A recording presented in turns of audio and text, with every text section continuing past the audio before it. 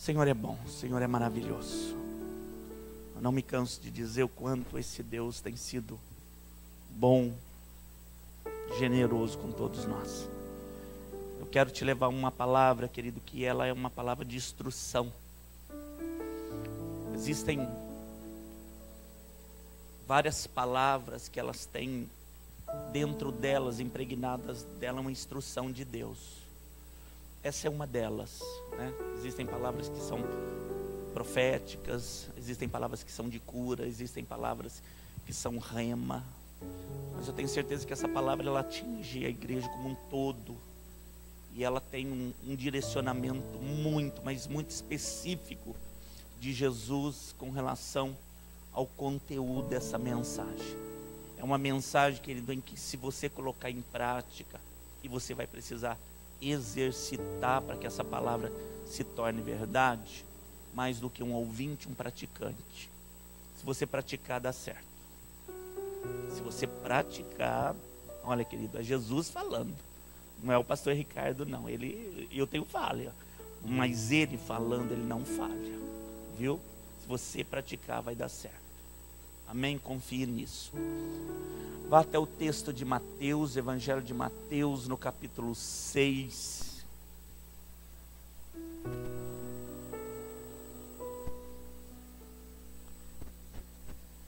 Aleluia.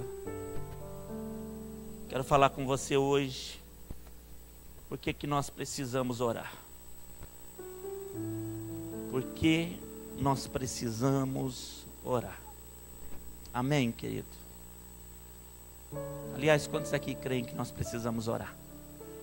A Bíblia diz que nós precisamos orar sem cessar. Em tempo, fora de tempo, de noite, de dia, de madrugada. Quando o Espírito de Deus nos despertar, nós precisamos orar.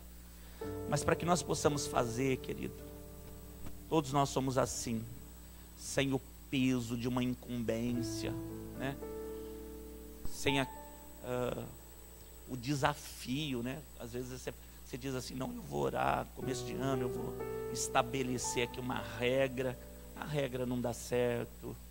Quando nós estabelecemos uma coisa forçadamente, não dá certo. Quando você não compreende o que faz, também não dá certo. Então você precisa entender o porquê que é necessário orar. Que poder tem a oração e por que ela foi constituída por Deus, porque ela é um mandamento, porque a oração é um princípio de Deus para a nossa vida. Eu quero pedir a graça do Espírito Santo para te levar nesse lugar, o lugar da oração, tá bom?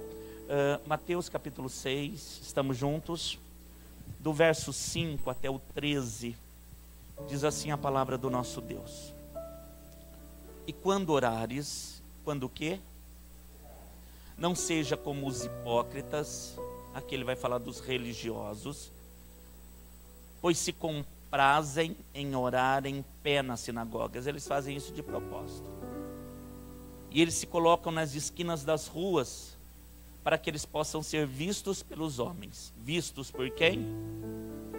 Se faz para o homem, querido, é do homem que vem a recompensa. Se faz para Deus, é de Deus que vem a recompensa. Por isso que ele diz assim: em verdade vos digo que já receberam o seu galardão. Se alguém elogiou, se alguém passou e disse alguma coisa, o galardão para esses que fazem isso, basta. Mas tu, quando orares, entra no teu aposento, fechando a tua porta, ora teu pai que vê o que está oculto, e teu pai que vê o que está oculto, te recompensará. Ele fala de um quarto, de um lugar secreto. Eu já vou falar desse lugar aqui com você. E orando, não useis de vãs repetições. Não precisa ficar repetindo. Diga para o teu irmão, na oração, não precisa ficar repetindo. Amém, querido? Até porque Deus ouve muito bem, graças a Deus. Orando, não useis de vãs repetições como gentios. No 5, ele fala dos religiosos. Do 7, ele fala do gentio, outro extremo, aquele que não é religioso, mas que pensam que por muito falarem, eles serão ouvidos.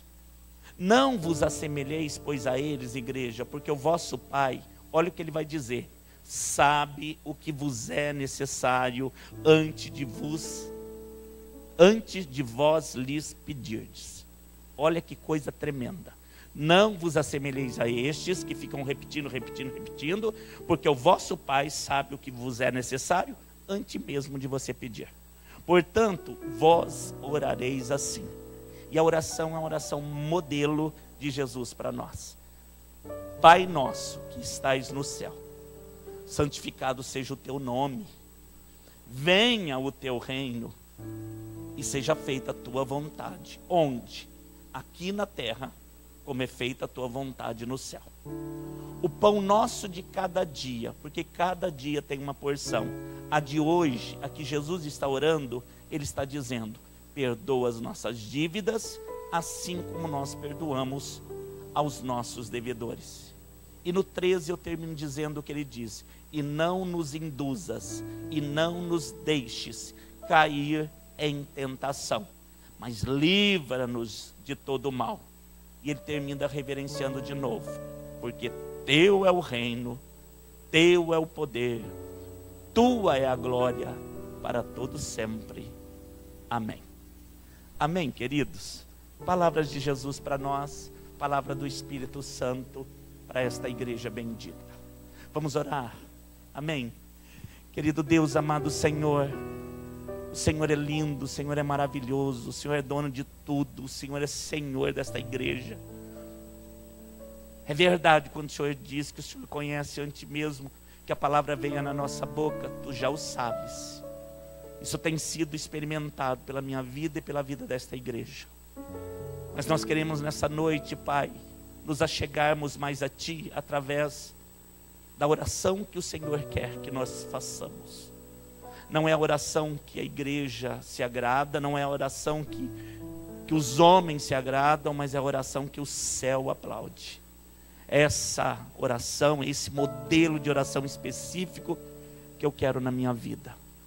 Em nome de Jesus, nos instrua com a Tua sabedoria. Me dê capacidade que vem do céu para revelar esse mistério na vida dos meus irmãos.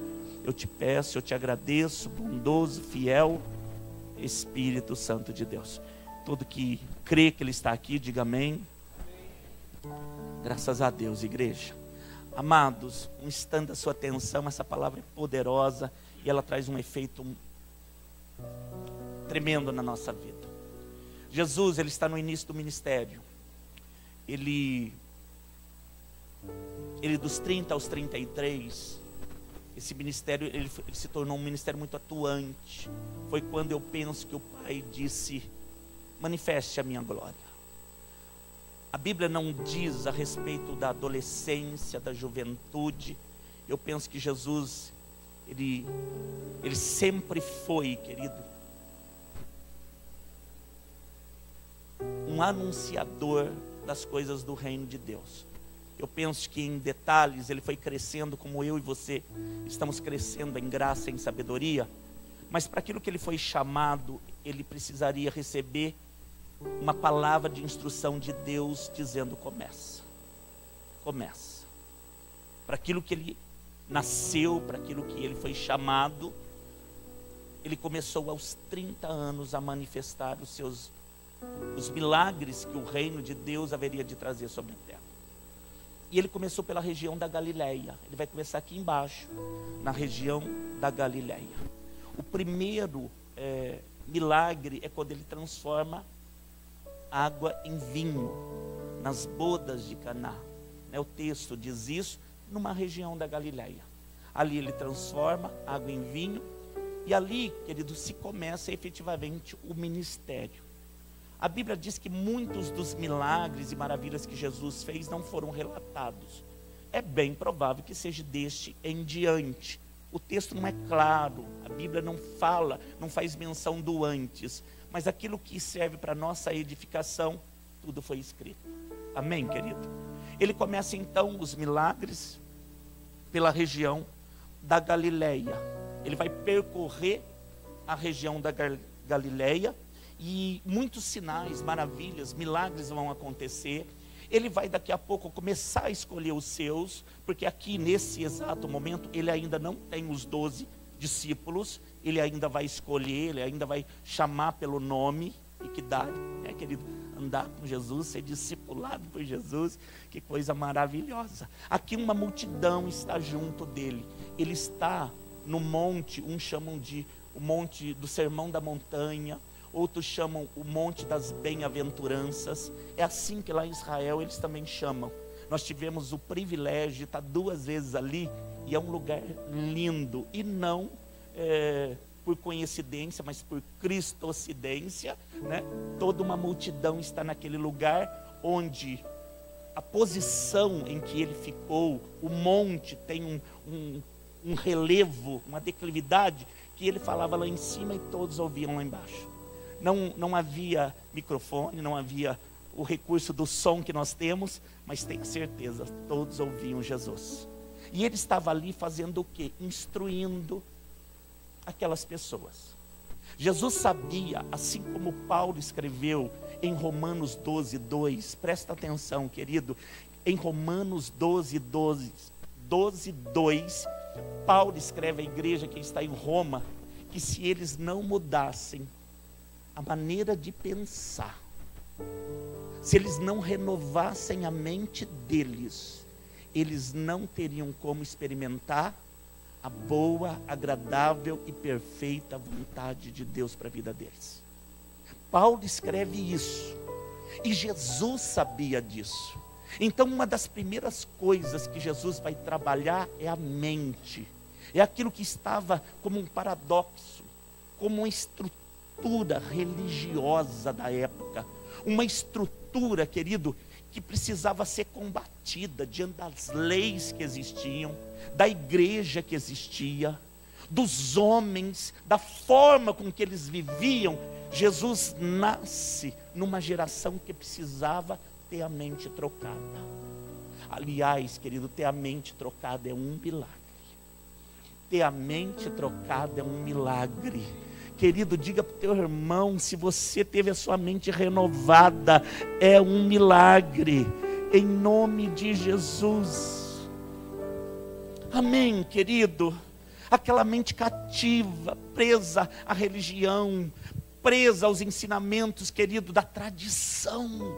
Eles estavam impregnados, o judeu, querido, se você tiver a oportunidade de ir nesse país, você vai ver que é um país maravilhoso, mas ele está impregnado da tradição. E o judeu, assim como aquele que não conhece a Cristo, ele precisa se curvar a Jesus Cristo, Senhor. O judeu também precisa se desfazer da estrutura religiosa que ele tem. E por isso nós devemos orar por Jerusalém.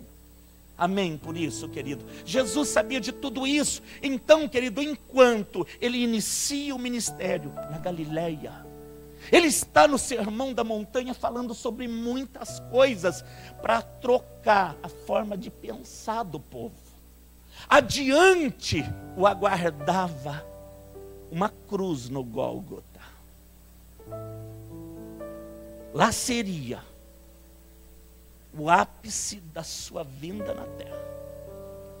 Ele caminhava para Sião, ele subia, porque Galileia está embaixo e Sião, Jerusalém, está em cima. Ele ia percorrer toda a região da Galileia, e ele iria subir, até chegar em Sião, porque 3 anos depois uma cruz seria erguida, levantada, ele estaria naquele madeiro, e ali seria o ápice, porque ali ele venceria a morte. E ali eu venceria também.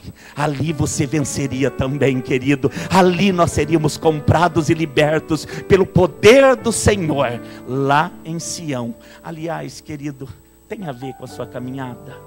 Quem aqui está caminhando para Sião? Quem aqui está caminhando para Sião? A Bíblia chama o céu de Sião celestial, a Jerusalém do céu. E a igreja está caminhando para Sião. Diferente de Jesus, não é uma cruz que te aguarda, porque a cruz, ele já venceu a morte, ele já pagou o preço. A vida eterna te aguarda, querido. Em nome de Jesus, diz para o teu irmão, a vida eterna te aguarda, meu irmão. Aleluia, aleluia. A vida eterna te aguarda. Enquanto eu viver aqui, pastor, o que me aguarda? Vida abundante.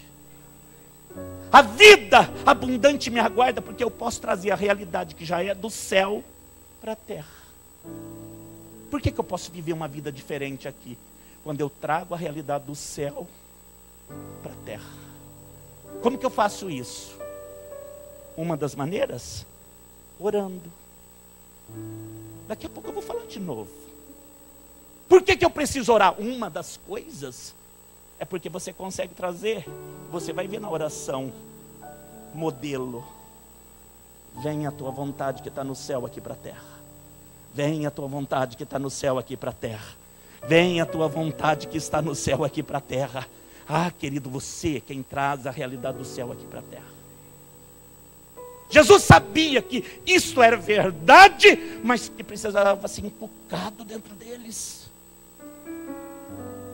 No texto ele vai dizer, tem uns que vão orar no extremo de achar que orando de pé, orando nos muros como eles fazem, nas esquinas eles serão ouvidos. Ele vai dizer, não precisa esse extremo todo. Outros ele vai dizer, como o gentil que fica repetindo, também não é esse modelo. Eu tenho um modelo que é o modelo que dá certo. Aliás, querido, se não for do jeito de Jesus, não vai ser de jeito nenhum. Diga para o teu irmão, se não for do jeito de Jesus, não vai ser do jeito nenhum. Aleluia. Percebe, querido, que é uma mudança da estrutura, mudança do pensamento. Então Jesus, querido, que está no monte das bem-aventuranças, ele reúne uma multidão, ele começa a falar de muitas coisas. Há vários capítulos só nesse lugar. Se você ler os evangelhos, principalmente o de Mateus, você vai perceber que ele chega no Monte das Bem-aventuranças e ele começa a fazer um sermão. Por isso que dizem o sermão da montanha, porque ele fala de muitas coisas. Ele fala de humildade, ele fala de amor, ele fala de mansidão, ele fala de poder que vem do céu para a terra. Ele fala de alicerce, ele fala, querido, de falsos profetas, ele fala do perigo das riquezas, ele fala de salvação, ele fala da vontade do Pai para a vida da igreja, ele fala de ser sal e luz no mundo, ele fala dos projetos que ele tem futuramente para a igreja, ele vai falando de muitas coisas e combatendo tudo aquilo que eles pensavam a respeito de Deus. E entre tantas coisas que ele vai falar a respeito de salvação, de vida plena, de vida em Cristo, ele vai falar também de oração. Um dos temas em que Jesus vai falar é a vida de oração. Interessante, querido, que quando ele fala que ele sabe, antes mesmo que a palavra saia pela nossa boca, você sabe que tem pessoas que justificam isso para dizer que não ora porque ele já sabe? Querido, a igreja encontrou uma forma de dizer, olha, pastor, mas será que precisa orar mesmo porque ele já sabe? Não é difícil, querido, você encontrar essa igreja, não, em nome de Jesus, eu já estou te avisando. Mas os preguiçosos da fé, que dizem assim, ele já sabe. Eu entreguei tudo na mão dele. Como que foi? Querido, você acredita que a pessoa não teve nem a capacidade de ir lá e eu entregar direito? Porque ela diz, está na mão de Deus. Foi assim mesmo, no casual ela diz, está na mão de Deus, Deus já sabe. E nós vamos deixando, querido, de orar, de experimentar o poder da oração. Se ele já sabe, por que eu preciso orar? Se ele já sabe o que eu preciso, pastor, vamos ser sinceros, por que eu preciso orar? Eu perguntei para o Espírito Santo, se eles me perguntarem isso, o que eu respondo? Sabe o que ele me disse? Porque eu quero saber o que eles pensam de mim. A oração, eu quero saber o que essa mulher, o que esse homem pensa a meu respeito. A oração é uma oportunidade de entrar na minha presença e primeiro dizer quem eu sou. É por isso que ele está dizendo, querido, na oração modelo, de como deve ser essa oração que Deus ouve. Não é a oração religiosa que as pessoas fazem, às vezes até nas ruas, para chamar atenção. E de verdade, querido, chama mais atenção de homens do que do céu. Eu disse para você já, querido, um dia desse não tinha um abençoado aí na esquina, orando, olhando para o templo da comunidade de Filadélfia? E gritava na rua, e levantava as mãos. Falei, mas que coisa! Eu falei assim, no mínimo tem um parafuso a menos. Porque eu não fui chamado para orar para prédio, querido. Embora numa oração específica de guerra espiritual, num simbolismo de orar pela cidade, às vezes Deus nos leva para uma prefeitura. Para orar, querido, para que a violência cesse na cidade, às vezes Deus nos leva diante de uma delegacia. Para orar pela saúde das casas, das vidas, numa oração de guerra, de um mapeamento espiritual que Deus mostra, Ele nos leva para um hospital. Mas orar na rua, querido, orando para um prédio, que de verdade, querido, esse lugar é de Deus. Mas quase que eu digo para ele, querido, vai orar para uma vida que está precisando. Ir nas praças, gritar. Querido, como nós vemos às vezes na cidade. Amado, mais envergonha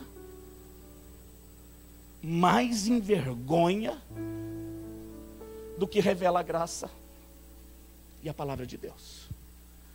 As pessoas são zombadas quando fazem isso. E o próprio Jesus está dizendo, mas não é o caso de ir em praça e ficar gritando.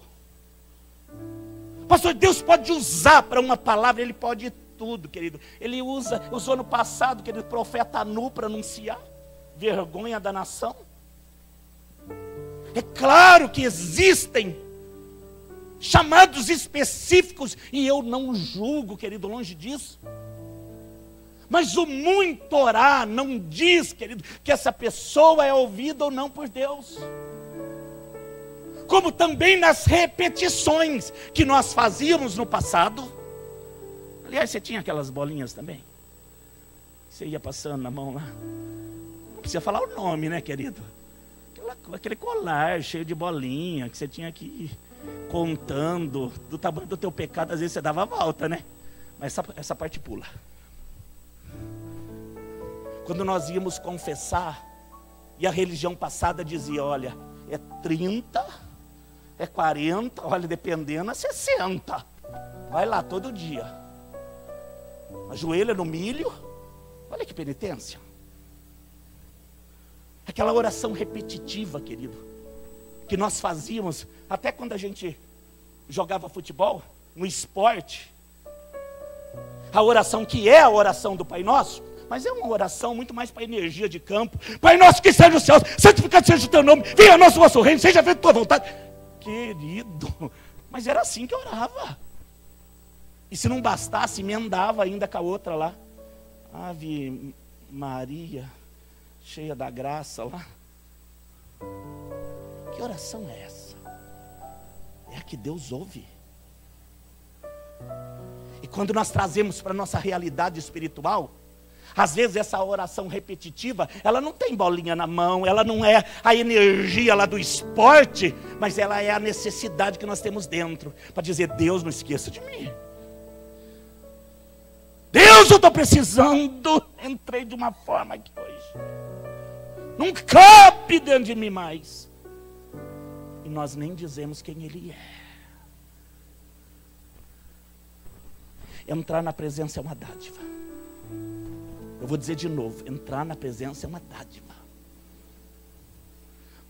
Você tem acesso pelo sangue do Cordeiro. Nós vivemos uma geração, querido, que ela é privilegiada. Na geração passada não se entrava na presença de Deus de qualquer maneira. Nós entramos. Na geração passada, alguns eram escolhidos para fazer a oração em lugar do povo. Nós fazemos face a face.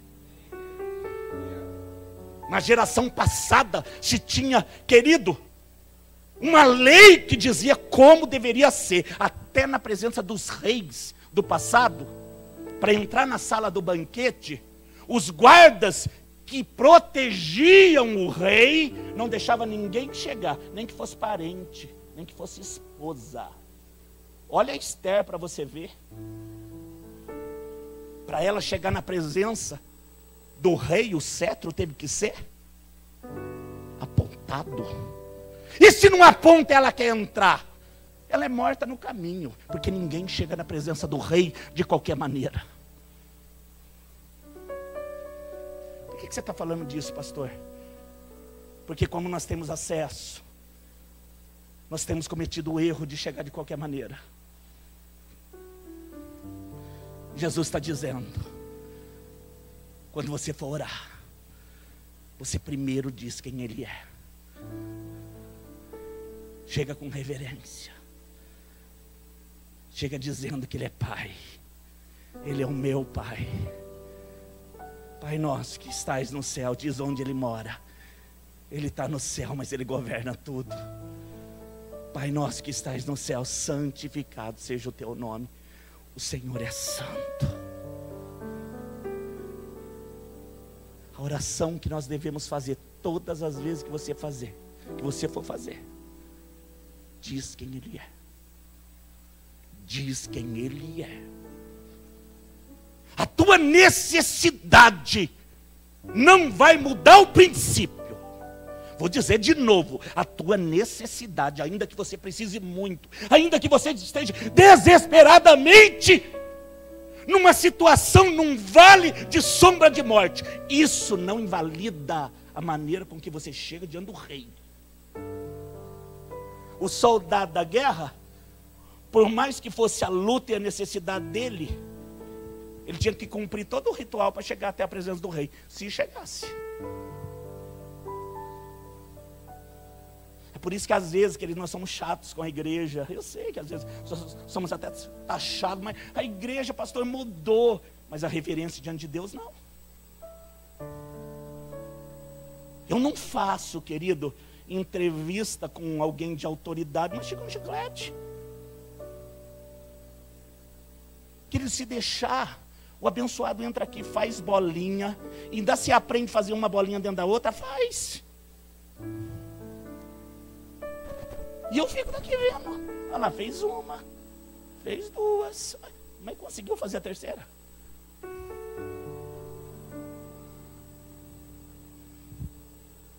Pastor, mas você está falando de que se eu estou precisando? Nós já vamos chegar onde você precisa. Mas você não vai chegar na presença dele se você o sabe quem Ele é. Ele é Pai, Ele é Senhor, Ele tem toda a autoridade, Ele é santo, sem reverência. Se você não reconhecer, sua oração não será válida. Mas se eu chorar muito, Jesus tinha dito, olha, a oração modelo é assim, ó. Estou tão emocionado. Ele não disse nada disso. A oração não é muito choro, querido. Pastor, mas se chorar de verdade, como lá o profeta fez, Ezequias chorou, virou o rosto para a parede. Mas vai ver o que ele disse chorando. Vai na oração dele, querido. Num instante de amargura, que ele sabia que aquela enfermidade era para a morte. Vai ver como ele ora quando ele pede mais dias, anos de vida para o Senhor. Não foi por causa do choro, viu, querido? Não foi por causa do choro. Não é por causa da tua urgência. Que se for perguntar, olha, Deus vai atender os mais urgentes. Olha, querido, pelo menos 50 levanta. E para encontrar o que é mais urgente dentro desses 50, nós vamos ter trabalho. Porque nós vamos chegar em pelo menos 30 dizendo, não, pastor, o meu é mais que o dele. Não, eu preciso mais. Não, ok, irmão, eu compreendo você, mas eu preciso mais. Querido, vê se Deus, ele fosse atender por urgência.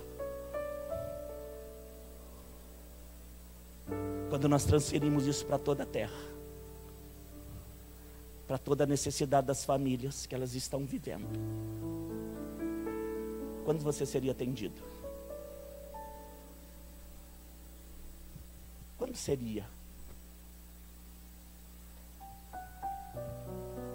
Mas Deus trata cada um individualmente. Diz glória a Deus por isso. E mesmo sabendo que você vai dizer o que Ele pensa a seu respeito, Ele fica com uma expectativa que quando você chegue dizendo quem Ele é. Que você honre quem Ele é. Que você diga para o Pai que você reconhece Ele como o Senhor de tudo. Ele quer ouvir quem você é, mas Ele quer ouvir também quem Ele é para você. Amém, querido?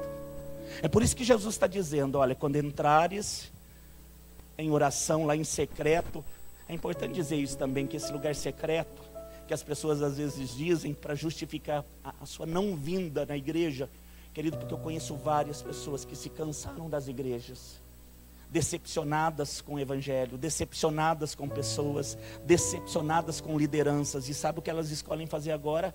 Eu conheço vários, elas estão dizendo, nós podemos fazer reuniões caseiras, e nós podemos nos trancar nos quartos, e nós podemos orar somente nós, porque a palavra de Deus diz isso, que a oração é trancar o quarto e orar em secreto.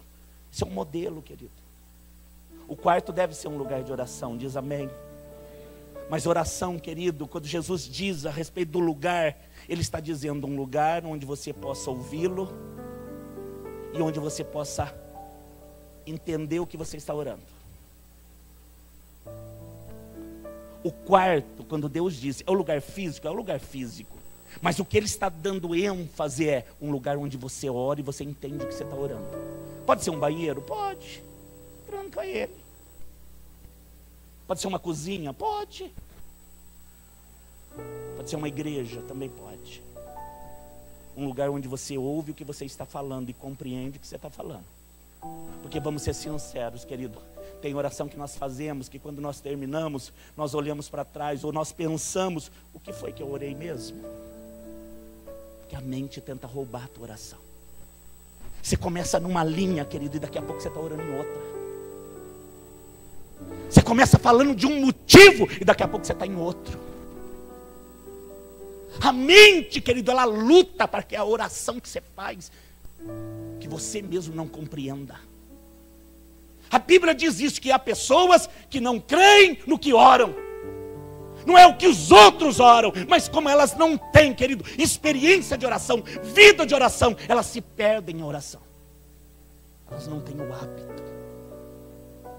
Elas não vencem a mente. Elas não vencem o problema. Elas estão orando, falando de Deus, daqui a pouco elas já estão pensando de uma maneira, querido, não proposital, mas elas começam a pensar em outras coisas, e no meio da oração elas dizem, aonde eu estou mesmo?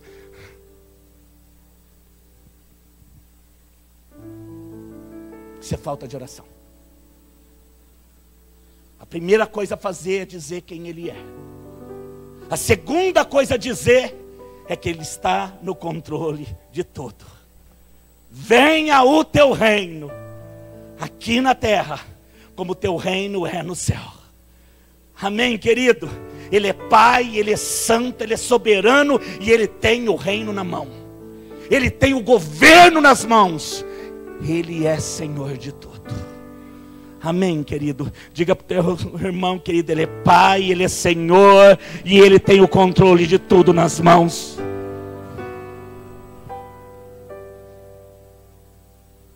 Teu é o reino e tua é a vontade. Em seguida, o que Jesus vai dizer? Seja feita a tua vontade, aqui na terra como ela é feita no céu. No céu Deus dá ordem e os anjos obedecem.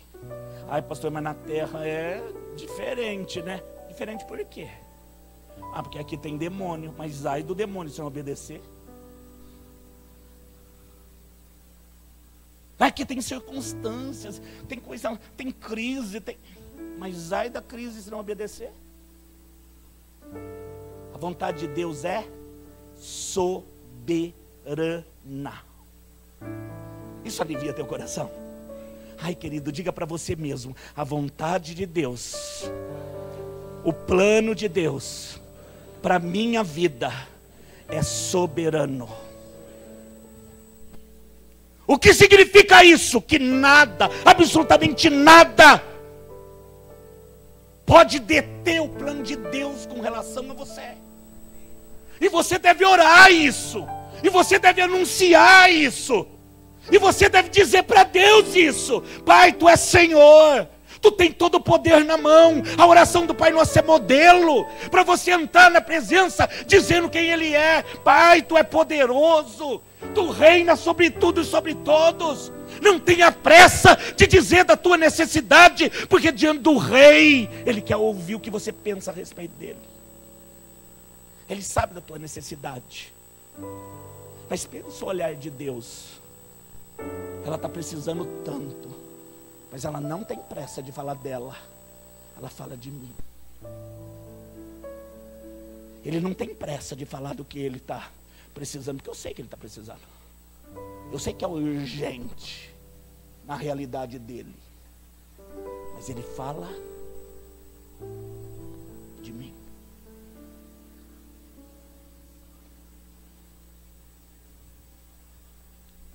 Eu sei que ele não sabe nem orar como convém, mas ele está procurando palavras para dizer quem eu sou. Ela está se esforçando. Ele está tentando achar um adjetivo para mim. Esse é o olhar de Deus, querido. Não tem nada a ver com religião. Não tem nada a ver com aquilo que nós aprendemos no passado, na nossa tradição. Não é a oração, querido, da nossa necessidade que move a mão de Deus, mas é o poder de ser sensível ao Espírito e dizer: não, antes de pedir qualquer coisa, eu vou entrar na presença do meu Senhor. Pastor, mas eu ia entrar todo dia. Todo dia fala quem Ele é. Aliás, Ele é Pai hoje, Ele é Pai amanhã. Ele é Senhor hoje, Ele é Senhor amanhã. Mas todas as vezes que eu entrar, vou ter que dar continência. O general, quando passa, sai do soldado, se não... Quantas vezes no dia? Quantas vezes o general passar? É assim na terra. E Deus honra as autoridades. E Ele também quer ser honrado. Querido, a instrução, essa instrução de oração muda tua vida. Como que eu faço primeiro? Ora dizendo quem Ele é. Reconhece que tudo está na mão dEle. Fala para Ele: Pai, traz a tua vontade aí do céu aqui para a terra. Porque o Senhor falou que eu sou o representante aqui. Eu quero anunciar o teu reino. Então traz a tua vontade. Tua vontade não é a doença. Tua vontade não é que eu morra no vale. Tua vontade não é que eu seja desonrado junto com a minha família.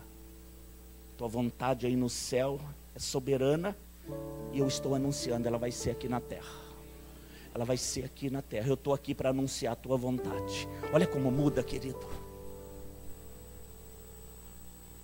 O pão nosso de cada dia nos dai hoje. Perdoa as nossas dívidas, assim como nós perdoamos aos nossos devedores. O pão nosso é uma porção. Ele mesmo está dizendo: a porção de cada dia. Para esse dia, no monte das bem-aventuranças, Ele está dizendo: perdoa. Mas pode ser que a porção de cada dia, a que vem hoje, Ele está dizendo: levanta.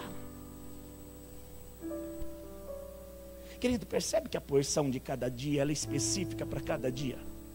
Amém? Está claro isso para você? É uma oração de perdão? Pode ser também. Ele pode ser específico com você e falar: Júnior, vai lá e perdoa. Mas pode ser diferente no mesmo dia para Léo e dizer: Léo, vai lá e abre a porta. A porção é diária e é cada dia para cada um. Eu preciso saber da porção desse dia. Então você precisa orar para aquele dia. Porque a porção daquele dia não serve para todos os dias. Embora Deus haja segundo os princípios da sua palavra todos os dias. Mas eu preciso saber. Qual é a instrução de hoje? Você não tem lá no teu trabalho a instrução diária do que você tem que fazer? Às vezes você trabalha numa empresa que a produção daquele dia é isso aqui. Na outra mudou, o protocolo de produção é esse aqui. Às vezes o seu trabalho indica, olha, hoje você tem que vender isso. Amanhã não, a promoção agora é isso.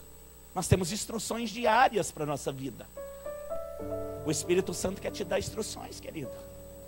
Agora eu te pergunto, como que eu vou saber a instrução do Espírito de Deus para a minha vida se eu não vou lá perguntar? Então eu digo quem Deus é, eu digo que todo controle está nas mãos dele e é verdade, eu digo que ele vai manifestar o reino dele aqui na terra, e eu pergunto, Pai, o que o Senhor tem? Qual é o pão de cada dia? Que pão eu tenho para hoje? Que porção eu tenho para hoje? E é claro, querido, que Deus vai te levando, conforme você vai orando nesse alinhamento com o Espírito Santo, você vai aprender isso facilmente, você vai fazer isso naturalmente. Isso aqui é um ensino, isso aqui é uma instrução. E depois, quase por último, você vai falar das suas fraquezas. Ah, Pai, não deixa eu cair em tentação. Eu sou fraco.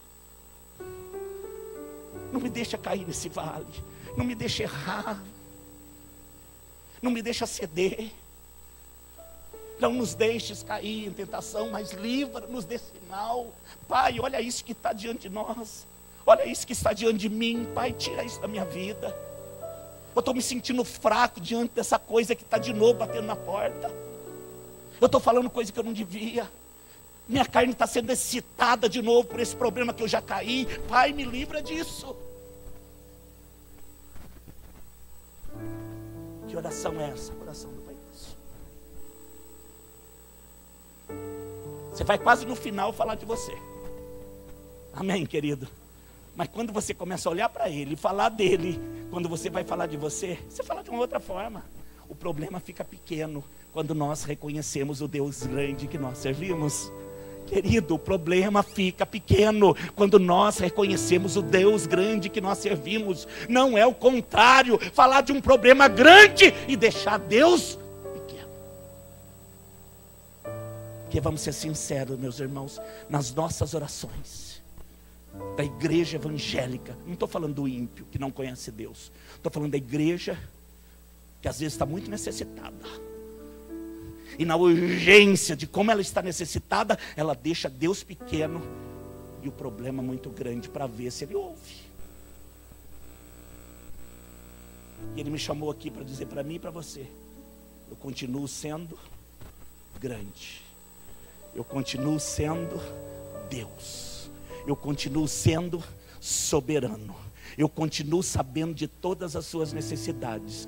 Então, nada mudou. Vem na minha presença, como o princípio manda.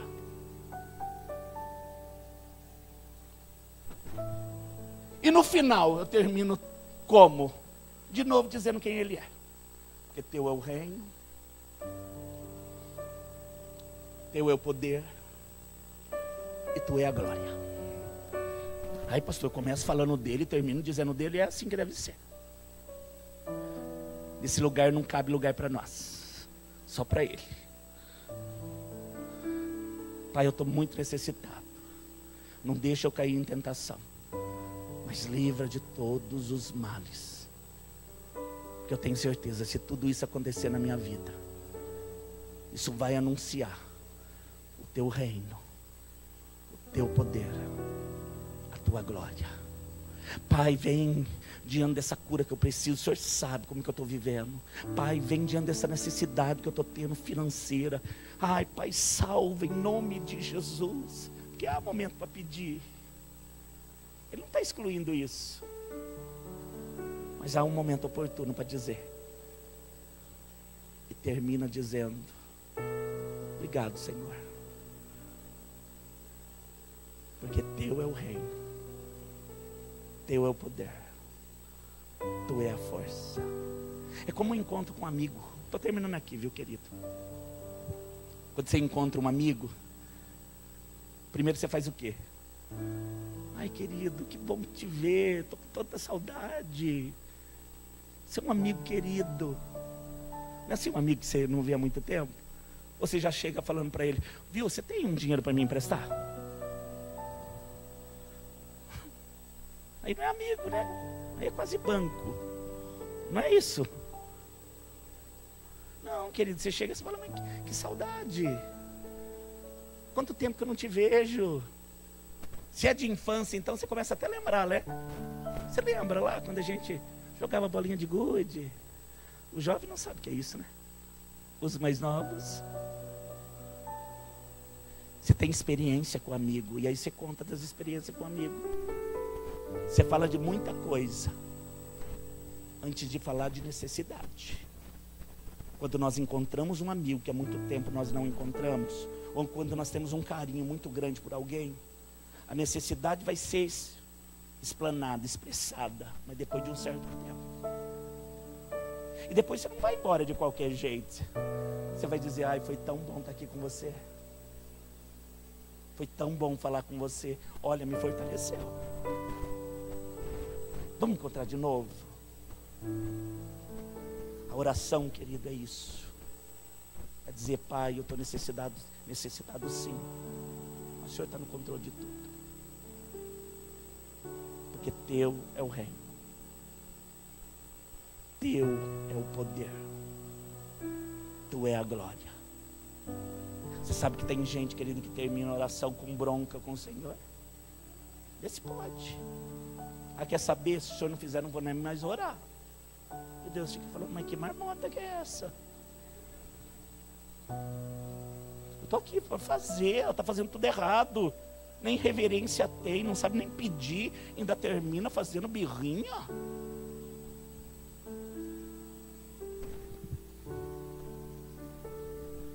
Pastor, aí ele abandona, né? Não, ele não abandona. Aí ele espera com expectativa. Chega a gemer. Para você voltar e fazer a coisa certa. A Bíblia diz que o Espírito intercede por nós. Com gemidos. Tem expectativa. Ah lá, ela está vindo. Ela entrou dentro de casa. Ai, será que ela vai no quartinho de guerra agora? Será que ele vai orar? Vai nada, querido. Vai lá pro sofá dele, vai ligar a TV. E ela vai dizer, eu quero é dormir.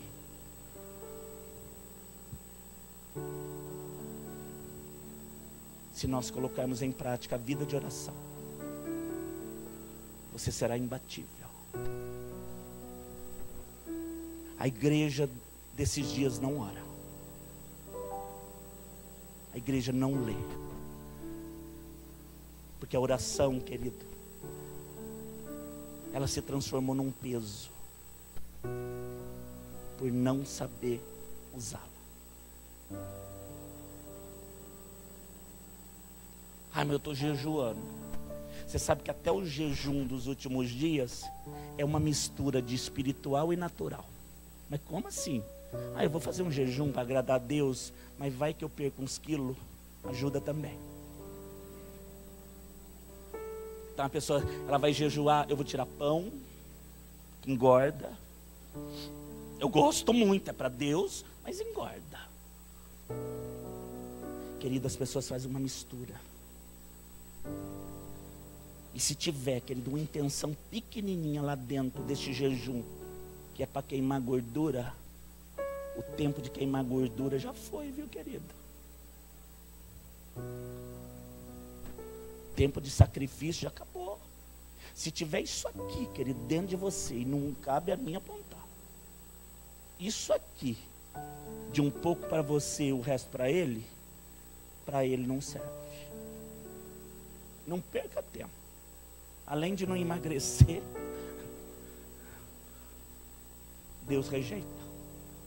Ou é para mim ou é para mim. Ou entra do meu jeito ou não entra em lugar nenhum. Ou diz quem eu sou. Porque eu só posso ir num lugar onde eu reconheço. Amém, querido? A oração que Deus ouve não é do mais necessitado. Não é o do muito choro. Mas é aquele que anda e convive com a oração como algo prazeroso. Que reverencia quem Deus é em todo tempo, em todo lugar. É urgente, mas Ele é digno. estou necessitado, mas Ele é digno. Amém, querido? Que possamos alcançar esse nível de oração nas nossas vidas. Amém, querido? Como é que essa oração ela se torna uma verdade? Exercitando, praticando. No começo eu e você vamos errar muito, viu, querido? Mas daqui a pouco tudo isso é natural. Não é a oração longa nem a oração curta, mas é a oração sincera. Amém, amados? Que seja assim, para a honra e para a glória do nosso Deus.